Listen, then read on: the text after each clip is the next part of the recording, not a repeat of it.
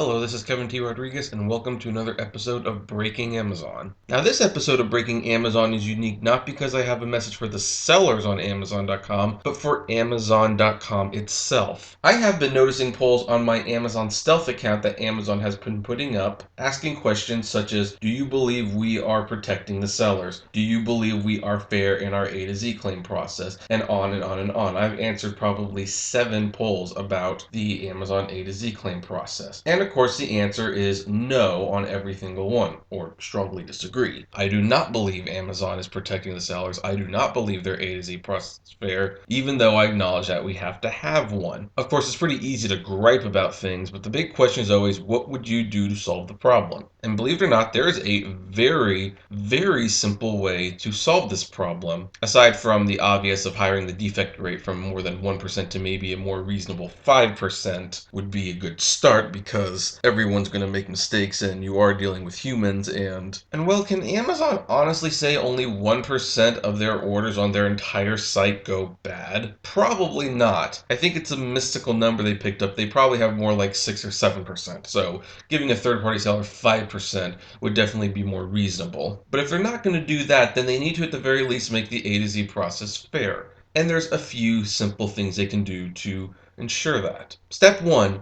Make it so that the A to Z claim nor the negative feedback can even be filed before the buyer has given the seller a chance to rectify a problem. If you go to any store, whether it be physical or online, if there is a problem, most of the time the store is unaware there's a problem until someone brings it to their attention. This is fine. However, it is not fair to any store owner or runner or employee even if the problem is brought to them in a way that will get someone fired right from the get-go. Having a third-party seller get an A to Z claim or negative feedback before they are aware there is a problem or given a chance to fix a problem is akin to that person getting fired for a problem they did not know about. So first things first, they cannot file an A to Z claim or leave a negative feedback until they have contacted the seller. As an extension of that, the seller then has the 24 hours that Amazon gives them to respond to the email before a claim or negative feedback can be filed. If the seller fails to respond, then they can file a claim or leave a negative feedback. Now, of course, this does have the double-edged sword that some people would send an email,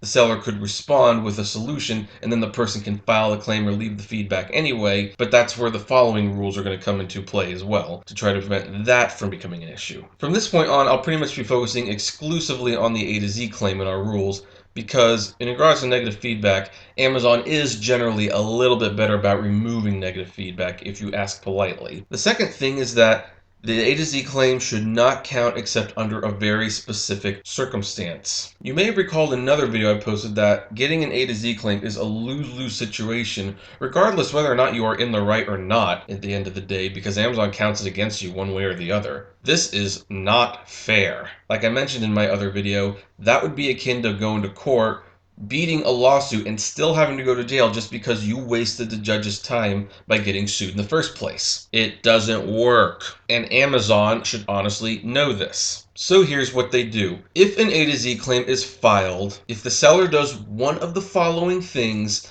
it doesn't count against their metrics. If they decide to refund the person their money, it doesn't count against their metrics. They have provided the customer service and they have taken care of the problem. I want to add that if they refund the person their money, that person should not be allowed to leave a negative feedback as well, because guess what? Their money has been refunded, the problem has been resolved. There's no reason for them to be hurt extra by this. If the person who files the A to Z claim withdraws the claim, it should not count against the seller, because for one reason or another, the person has either made a mistake or the seller has solved the problem and the person felt that the claim was no longer necessary. Yet it still counts. It should not. If Amazon Sales Support ends up looking at the case details and refunding the buyer because of an external problem with the post office or something that they believe is not the fault of the seller, but nevertheless was probably a problem, it should not count against the seller, because Amazon themselves have deemed that this was a post office or weather problem. The seller should not have to pay for that. If Amazon looks at the case and sides with the seller on the issue, then guess what? It should not count against the seller because Amazon has deemed that the seller is in the right. So therefore, it's only logical that the A to Z claim does not hurt the seller. Currently, under all of these circumstances, the seller gets hurt. The only time the A to Z claim should actually hurt the seller is when Amazon gets involved in the dispute and they side with the buyer and decide the seller is wrong. Then the seller should have their metrics dinged. That's also when the buyer should be logically allowed to leave a negative feedback. Really, it's that simple. This whole the seller loses every single time crap has got to stop. It's not fair. And here's the thing, Amazon. I think you are hurting yourselves more than you realize. I own stock in companies other than you because I sold the stock I owned in you a long time ago when I saw how you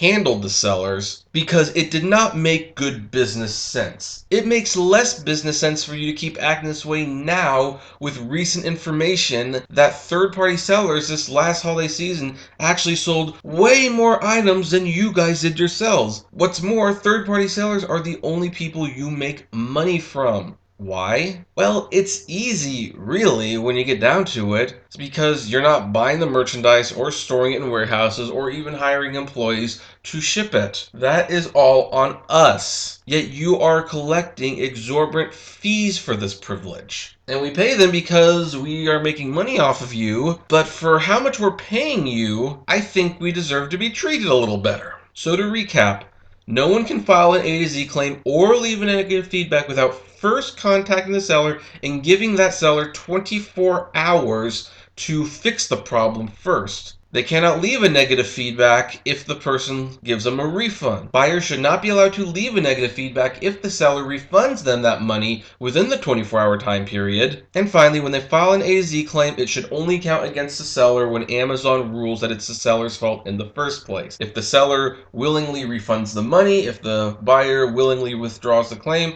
if Amazon gets involved in the claim and finds out that either it's not the seller's fault or what happened was because of the post office or weather, none of that should count against the seller. Amazon, it's not rocket science. If these things are going to be as damaging as they are, they cannot be this fickle. See, that doesn't sound so hard, and it would take very minimal effort to change this policy. Will you actually change the policy?